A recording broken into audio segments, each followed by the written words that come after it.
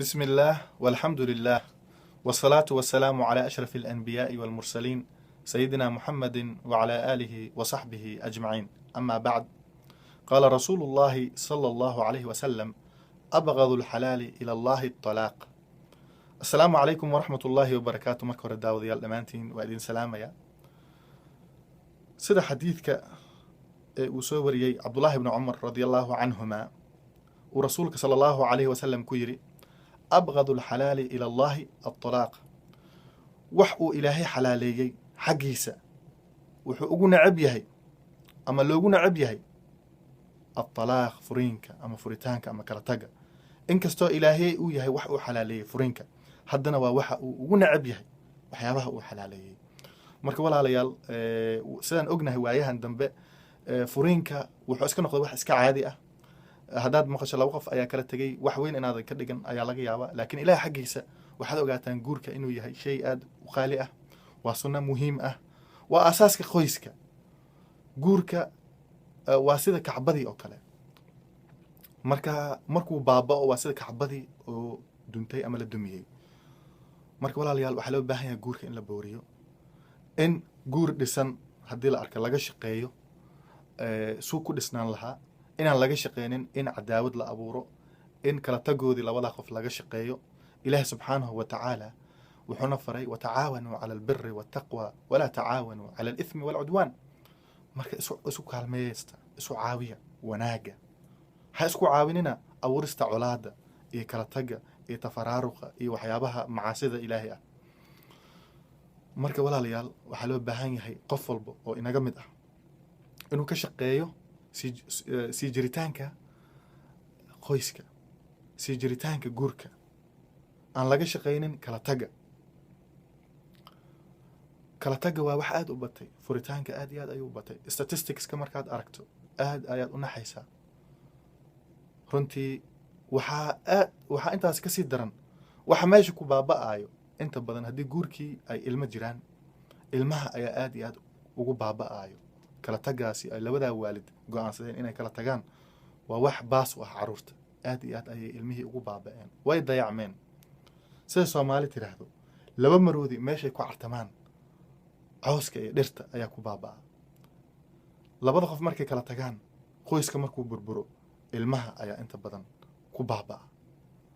waxaa loo baahan yahay ilmahaasi maslaxadooda in la fiiriyo mar walba, in laga shaqeeyo wanaagga, in labada qof ay isu sabraan. haddii aad tahay gabar soomaaliyeed oo uu qabo say soomaaliyeed, waxaa loo baahan yahay haddii aad wax aad ka dhibsatay uu jiro asaga dabeecaddiisa, wax wanaag ah oo ku ilowsiya xumaantaasi inaad raadiso. sidoo kale raggana dumarkoodii inay ceebahoodii iyo waxyaabaha ay ku fiicneen inaysan mar walba ku mashquulin, oo wanaaga xagga dhanka wanaaga inay ka eegaan ayaa loo baahan yahay. walaalayaal, qof walba waxaa loo baahan yahay intikiraankiisa ah inuu ka geysto isu keenista labada isqabo. hadduu khilaaf dhaco, in laga shaqeeyo khilaafkaasi loo xalin lahaa. mar walbo in laga shaqeeyo wanaaga, inaan warxumo la tashiilin. waxaa loo baahan yahay in wanaaga laga shaqeeyo. haddaad tahay imaam masjid, haddaad tahay qof macalin ah, haddaad tahay qof xafiis leh, haddaad tahay qof dukaanle ah, mar walbo waad awoodaa inaad wanaaga ka shaqayso. tusaale haddaan idin siiyo, aniga hadda shaksiyan waxaan ahay qof xarun ay u furan tahay. xaruntaasoo ma arkino ku shaqo leh waxyaabaha socdaalka la xiriira sida immigrationka iyo waxyaabaha sharciga la xiriira sida ma arkino furiinka iyo magac bedelista iyo waxyaabaha la halmaala. marka howsheedii ma ahan ma arkino waxyaabaha counselinka iyo waxaasi kuma jiro, laakiin waan geli karaa wanaag, waan samayn karaa. tusaale haddaan idin soo qaado, macnaha goor dhaweyd ayaa waxaa ii yimid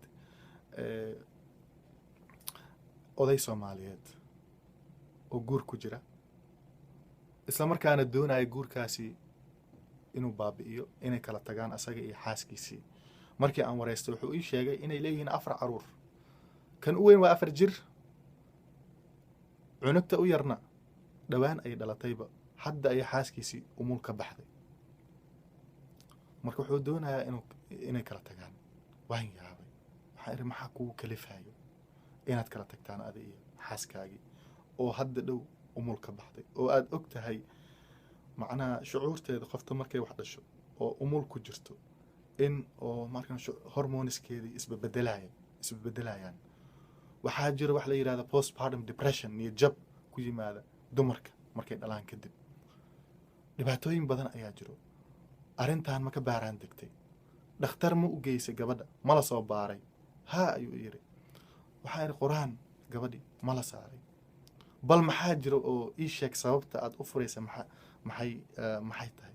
waana ognahay macnaa runtii qofkan haddaan maanta khareennada maarkan aan la shaqeey mid ka mid haddaan aadiyo oon yidhaahda halkaasi aad oo ma ahan qasab in la weydiiyo sababta ay u kala tagaayeen asaga iyo xaaskiisii. waayo waxaa jira waxa la yidhahda no fault divorce. gobolada maraykanka oo dhan waa sidaasi. waxaa u dambeysay New York oo arrintaas sharciyeysay.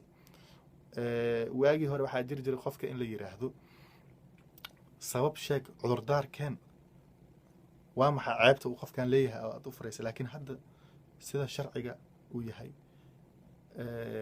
ma ahan qofka markay aad guurka rabto inaad ka baxda inaad sabab aad la timaadaba. waxaa keliya aad kusoo koobi kartaa waxaa jiro irreconcilable difference, farqi ama mushkilad aan la xalin karin ayaa meeshii taala. marka saa daraaddeed waa ku kala tegina, cid ku weydiinaysana ma jirto wax intaasi dheer ama wax faahfaahin ah. marka waxaan idhi niyow arrintan ii sheeg sababta kugu kaliftay inaa 4 caruur oo meesha jooga aad markana ka dhaqaajiso. marka wax badan ayuu ka cagajiiday. wuxuu yidhi maxaa kaa galay adiga? lacagta intaad doonto sheego, kharashaadkaagii waan ku siinayaa, howshaana ii fuli. waxaan ku idhi niyow waddankan waa ognahay capitalism ayaa ka jiro, qof walba dantiisa iyo lacag ayuu fiirsanaya. laakiin maadaama qof ilaahay markino dareen iyo damiir ku abuuray aan ahay, waxaan jeclaan lahaa inaan ogaado sababta ka dambeysa waxaan. runtii markuu ii waramay waan yaabay. wuxuu ii sheegay inuu horta nafsadiisii la soo cararay oo asaga inuu isbadbaadiyay inuu usoo cararay. wuxuu yidhi waxaa igu kalifayo inaan furiinkan dalbo gabadha xaaskayga ah oo doonaysa aniga inay iwaasho. wuxuu leeyahay waxay leedahay anagoo isla wada joogna ayaa waxay leedahay derbiga ayaa layga soo dhexbaxaa, habeenkii oo dhan waa lay garaacaa, cagaha ayaa layga jiidaa, sariirta ayaa layga tuuraa, dhegta ayaa laygu qeylshaa. habeenkii oo dhan way isoo kicinaysaa. waxay leedahay warniyow ma maqashaa, waa lay jiidaya, war iga qabo, war iyeel. wuxuu yidhi inaan aniga waasho ayaanba ka baqayba, nafteydan la soo cararay. waxaan ku idhi niyow gabadhaani qur-aankii ma ku tijaabisay? qur-aan ma la saaray? wuxuu yidhi ma saaren. waxaan idhi ma taqaanaa qof qur-aanka ku saari karo? wuxuu yidhi waan aqaanaa wadaad, waan u yeerayaa. waxaan yidhi niyow howshaan intaanan bilaabin bal arrintaasi dabagal oo fiiri haddaad qoftaadi rajo ka leedahay. wuu baxay, cabaar ayuu maqnaa. markii dambe ayaan haddana wacay oon iri xaggee wax marayaan? wadaadkii ma is hesheen? gabadhii qur-aan ma lagu tijaabiyey? wuxuu yidhi maya, ilaa hadda wadaadkii waa mashquulsan yahay, nasiib uma helin inaan ishelno oo gabadhii qur-aan la saaro. waxaan idhi bal arrintu hadday sidaa tahay bal anigii ka waran haddaan tijaabiyo inaan aniga qur-aan saaro. wuxuu yidhi gabadhii ayaan weydiinaya, markay ogolaato kula soo socodsiinaya. muddo ayuu maqnaa. markii dambe ayuu isoo wacay uu yidhi gabadhii way ogolaatay. waxaan idhi bal haddii aan imaanayo guriga caruurta u raadi qof sii haya, markaasna markaad hesho qof caruurta sii hayo oo meel guriga ka baxsan ku hayn karo ila soo xiriir, waan imaanaya, mar walba diyaar ayaan idin ahay. sidii ayuu sameeyey. gurigii ayaan imid maalintii dambe. gabadhii ayaan aruqya sharciya ku bilaabnay asagoo i garab taagan. aadaan waan ku dul aadaannay, adkaar ayaan ku dul akrinay, aayadaha aruqya sharciya ayaan ku dul akhriyey. gabadhii waxay bilowday inay gariirto, inay dhagaha faraha gashato si aysan qur-aanka u maqlin. waxaa bilaabmay in codad kala duwan ay ka soo yeeraan waxaa bilaabmay inay dhidido, waxaa bilaabmay inay rafato. odageedii markuu intaas arkay wuxuu damcay mar inuu iga cararo. waan soo qabta waxaan idhi niyow meeshaan aniga maxram la-aan ma sii joogi karaayo, marka fadlan waa inaad joogtaa oo i caawintaa oo gabadhaan markay isfeedo aad dabooshid oo markin had iyo jeer waa inaad dhinacayga joogtaa. sidii ayaan qur-aanka ugu sii wadnay. aad iyo aad ayuu odageeda u yaabay. markii aan joojinay kadib ayaan sheekaysanay. gabadhii way iga warantay inta muddo oo dhibaatada ay markino haysatay. asagii ayaan sheekaysanay. aad ayuu arintii ula yaabanaa. waxaan ku iriniyo gabadhan waxay u baahan tahay in lagu sii wado qur-aanka, marka fadlan wadaadkii ka daba tag oo hadda xaaladda waad aragtay inay xaalad daran tahay, marka arrintaasi xoog saar oo gabadhi qur-aan hala saaro. sidii ayuuna arrimihii furiinka uga haray ninkii. gabadhi qur-aan ayaa lagu sii wadaa. qoys soomaaliyeedna sidaa ayuu ku badbaaday. marka dadka culummada ah, wadaadada, imaamyada masaajida joogta door intaa ka weyn ayay sii ciyaari karaan. dadka mar walba qoysaska ka warhaayo oo dhibaatada, aniga inta badan ima soo gaara dhibaatooyin noocaas oo kale ah, oo dadki igama waramaan dhibaatooyinka oo guryahooda ku haysto.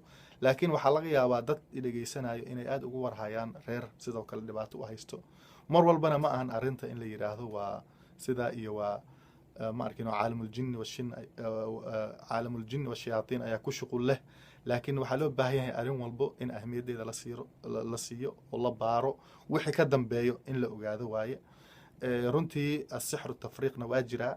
ilaahay subxaanahu watacaala suurat lbaqra aayadda 102 waa tuu kaga hadlay. aayadda ka bilaabata watabacuu maa tatlu shayaatiin ilaa dhammaadkeedii wuu kaga hadlay furiinka nooca oo ragga iyo dumarka lagu kala geeyo noocaasi inuu jiro. waxaad u malaysaa qoyskan hadda aan ka hadlayay arrima noocaasi ah inuu haysto oo laga shaqeeyey labadoodii say u kala tegi lahaayeen.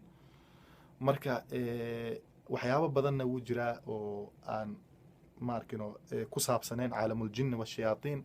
waxaa ka mid ah macnaa qofka macnaa jiro oo nafsaani ah oo qofka haysan karta psychological or psychiatric issues. waxaa jiri karta ma arkino dabeecad, labadii qof oo dabeecadooda iskeeni waaya. waxaa jiri karta labada qof oo ma arkino aan is xuquuq dhowreynin. arrimo badan ayaa ma arkino runtii keeni karta furiinka. laakiin arrin walbo macnaa xal ay leedahay. ilaahay problem walbo oo jira xal ayuu keenay. furiinkana haddii aan laga maarmin waa weli waa xalaal oo ma arkino dariiqaasi waa la mari karaa. laakiin ka hor waxaa wanaagsan wax walbo oo looga hortegi karo in laga shaqeeyo. walaalayaal hadalkayga intaas ayaan kusoo koobayaa. ilaahay waxaan ka baryaynaa inuu qoysaskeena noo wanaajiyo, inuu ma arkino guurka xoojiyo. أقول قولي هذا وأستغفر الله لي ولكم فاستغفروه إنه هو الغفور الرحيم. والسلام عليكم ورحمة الله وبركاته.